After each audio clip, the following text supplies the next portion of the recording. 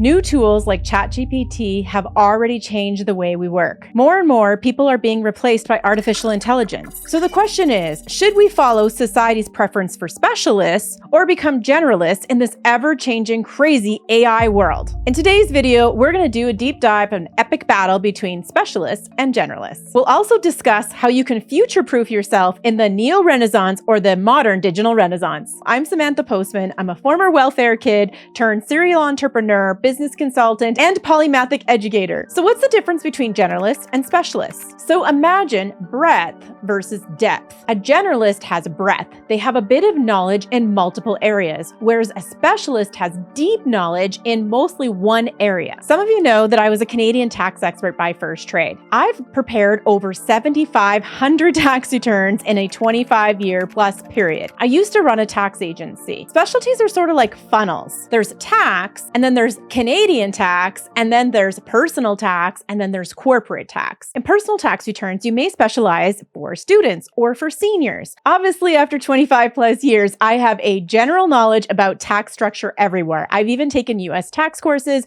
I've taken corporate tax, and I did some consulting for the Kenyan Revenue Authority. They were shocked at how I could cross-apply my tax knowledge from Canada over to their tax system to help them teach tax literacy in their country. However, if we want to get into the nitty-gritty, you may also know that my husband and I are managing partners of a commercial crop farm in Canada. And so that gives me a bird's eye view specifically in the agriculture industry in Canada, and even more specifically in southern Alberta. Now in southern Alberta, we have dry land. A majority of the farmers are crop farmers. Since we don't have any livestock, I don't have as an intimate knowledge about taxes for livestock as I do for crop. However, because I have a specialty in agriculture, I can hold my own quite well in the livestock industry. I once had a client who had paid a check for $25,000 but forgot to write who it was for and was missing the invoice. He was quite frantic because he didn't know what the $25,000 bill was for. We're talking about million-dollar operations with many facets, and so it stands to reason that he may not remember every single invoice that comes in. Once I did an audit of his books and I started to enter his tax return, it was quite obvious to me what the $25,000 for. Considering how many acres he'd put into canola, I realized the $25,000 was canola seed. Most other accountants wouldn't have been able to connect the dots so quickly. It saved the client a ton of time because we knew exactly which company to go and get a second invoice for. Let's paint the same picture with someone you're familiar with, Steve Jobs. Steve Jobs was the mastermind behind Apple. When it came to product design, he was a generalist. However, because he was a very educated generalist, he knew exactly which specialist he needed on his teams to create Apple. They knew how to build the specific parts of the technology. He hired software developers, engineers, coders, and more. Generalists have a gift for seeing the future. What's really cool about Steve Jobs is that when he was a child, he had a special interest in calligraphy art. He was able to skill stack this childhood obsession into a major success with Macintosh. His deep understanding of branding and design really paid off, even in the movie industry. Eventually, his adventures with Macintosh led him to what we all know today as Apple, and we know that that revolutionized the tech industry and took the world by storm. Just because the world values specialization does not mean that being a jack of all trades is a curse. Imagine you're building a house. First, you need someone to draw up the design and create instructions for everyone. That's a specialized role. From there, you need someone to quote out, what is it going to cost? That's a specialized role. Where are you going to resource everything you put into the house? That's a specialization. And the list goes on. There's plumbers, electricians. If you know anything about building houses, you'll know that building a house requires a general contractor. Without the general contractor, the specialists are isolated, sort of like silos without any connections. A general contractor needs to know what order the specialists need to arrive in, what their duties are, and how they're connected to any of the other specialties. Imagine a work site with a whole lot of specialists showing up and no one to figure out how they work together. I like to think it like a puzzle. Let's simplify it and think of a 20-piece puzzle. Each piece of the puzzle is like a specialist who needs to put the house together. However,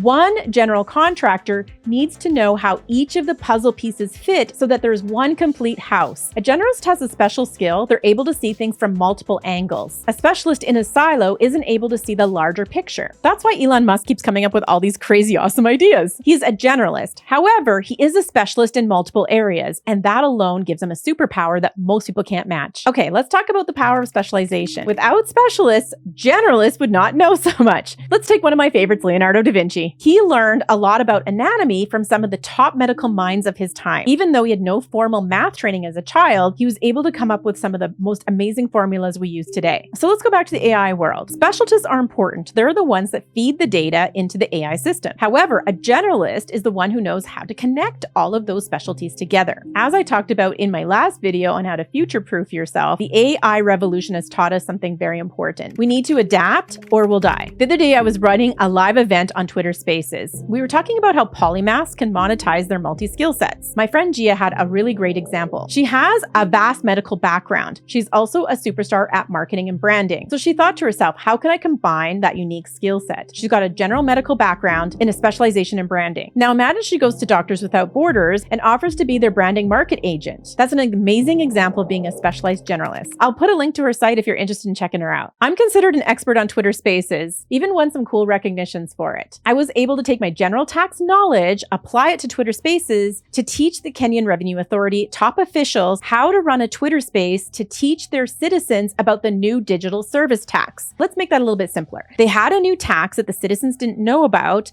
They needed to be able to teach them very quickly. Because Twitter is well used in Kenya, we figured this was a great way for them to be able to connect with Kenyans. Now, obviously, if you were to look at the entire world population and total up the number of people who are experts in Twitter Spaces, who also have a very vast general knowledge of tax, you probably come up with under a handful. There's a lot of skill required in running a Twitter space. One needs to know how to facilitate. One needs to know how to run the tech in the background. One needs to know how to plan the space. One needs to understand the language and also how people work. One also needs to know how to teach complex ideas with no visual aid, just by audio. Obviously, I don't know the Kenyan tax system inside and out. I knew that both Kenya and Canada share the British colonization, and the tax system was brought in by the British. Well, since we have similar tax systems, it didn't take very long for me to understand the basics of their tax system. I've said it before, schools should be teaching a lot of this, but they don't. To help fill this gap, I created a video on the 12 essential skills you need to thrive in the next decade. All right, that's all the time we have for today. Be sure to show me some love by liking this video, subscribing, share it with friends, or comment below to let us know if you think a specialist or a generalist